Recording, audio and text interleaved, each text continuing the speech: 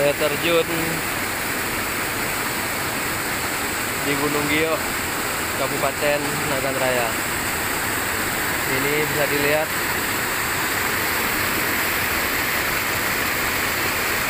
air terjunnya yang ada di Gunung Gio, Kabupaten Nagan Raya. Saya berada di sini ditemani oleh 2 orang teman untuk melihat, mensurvei ke tempatnya langsung, tempat Batu Gio berada di Kabupaten Nagan Raya. Ini dia.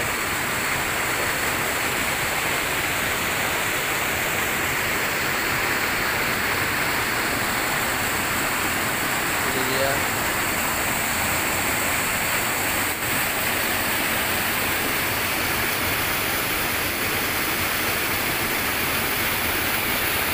Ini alam Gunung Gio yang ada di Kabupaten Nagan Raya.